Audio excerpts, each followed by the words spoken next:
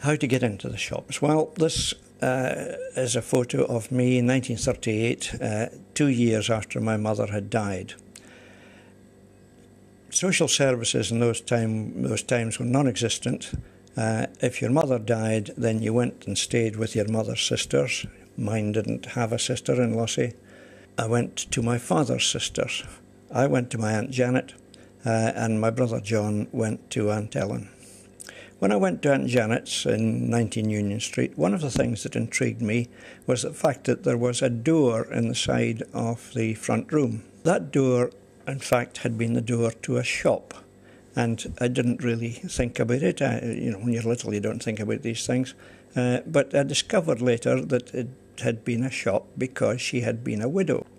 Her husband, John MacLeod, had died aged 29, leaving her with a widow and 3 children. So the way that the social system worked at that time was that the widow opened up her front room as a shoppie, and her neighbours supported her by buying their goods from her. Also, the boat that he had been in bought the stores from her. So this provided her income and sometimes her only income. It worked because the price of goods was fixed at that time. The suppliers were all powerful and they set the prices, and if anybody sold for less than that, they didn't get a supply. Since then, of course, Ted Heath abolished the retail price maintenance, and that meant that anybody can sell at any price that they like, and of course that has led to the stage where we have intense competition between Tesco and Asda selling things at virtually the same price as each other. Pure coincidence that Comet and Carrés and all the others sell their television sets at the same price to the nearest penny. There were other shops, and in fact when I was growing up there was a shop next door, so that's number 21 Union Street. That was Jessie Flett's. Same thing. Jessie had the misfortune to become a widow young with 2 boys, Janalik and Willie, and she opened her front room as a shoppie, and I used to go in there to buy things, and my favourite was buying a ha'penny tatty, a lump of something undigestible, I suspect, in which every so often there was your ha'penny back, halfpenny, half an old penny. We could have gone round the corner to buy things from Carrés, but it would have been the same price, so we didn't. We bought some things in Carrés, some things in Jessie's, some things from another widow, and you tried to spread your largesse round the various different economic activity points, shoppies. Along in Kimberley Street there was this house which was Rosemead, and it had a shoppie as well. And we're lucky enough to have a clip of Sandy Stewart talking about the shoppie there. What garden there was at Rosemead in Kimberley Street, that's where we were born and brought up. If you know Kimberley Street along in Branderburgh, Rosemead, that's where my great-granny stayed, and we were billeted up on the top deck, shared what rooms there was with an RAF couple, and alongside there was another 2, and down below there was another. I think the whole house was a warren between RAF and families. My father was away at the time, most of the time, but there was the tarry shed. It belonged to Bell, my great-granny Bell.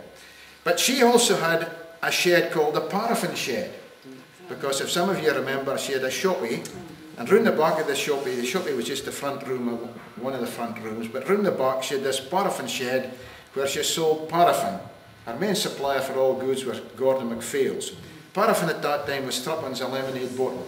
Don't worry about the container. No questions were asked when you went in and asked for paraffin, you just topped it up, and you were threepence a bottle.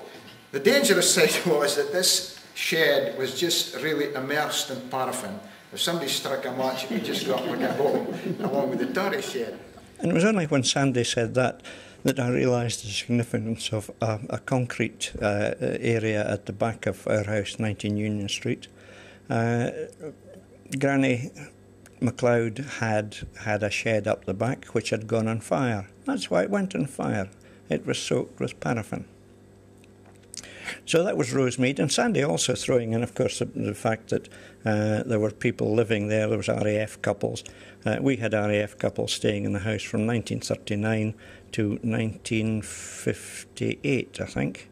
And that was the standard thing until the RAF came back and started building quarters to take the families. Another shop here, the left-hand part, was a shop run by Mrs. Mackenzie, again widowed, and her daughter Jessie, and we bought the stores for the boat there because Jessie's brother John was the engineer in the Briar, my father's boat, and we were therefore more or less duty-bound to buy our materials from there. It wasn't much, but if you had 2 or 3 boats, that was enough to keep the widow going. So every Saturday morning I would go up there with a basket to collect the goodies, and the fact that I dropped the eggs one week is a different story entirely. The stores were quite often taken down on a Saturday by small boys, and there's a section here showing 2 small boys.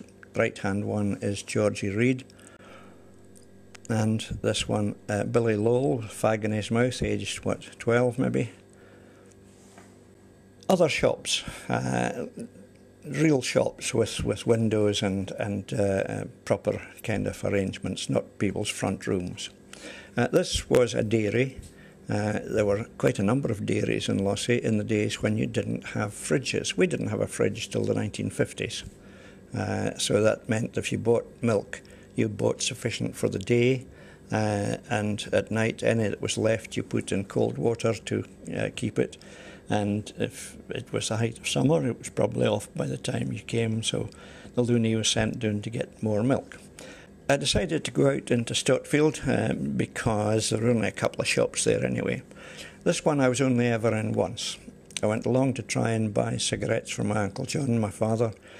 They were at sea all week, so all week we would scour the town to try and get cigarettes. I'd have been 11, 12, 13, I suppose, at the time.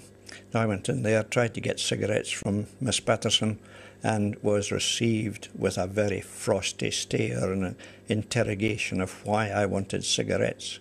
And it was made clear to me that I wasn't going to get any anyway. I never went back. I was never in that shop again till Mike Tulloch owned it as Hopscotch. But the Patterson shop had been set up to supply the big hooses, and it was built it was designed to supply best class goods only, choicest quality materials, Schweppes, Perrier water, Vichy, Apollinaris, anything that you wanted, horses, whatever you wanted, she would arrange for the big hooses. Small boys need not apply. Coming back along Stotfield Road towards the town, there's now a gap here, but that used to be the Harthill shop, licensed grocer, and the road was widened to allow traffic to go unimpeded along here. The commanding officer wanted a clear road between the town and the camp, which he didn't want called the camp, he wanted it called the airfield, I think. The oldest houses, second oldest houses in Lossie were demolished to make way, widen the road, and it's been a total failure if you've ever tried to go along there.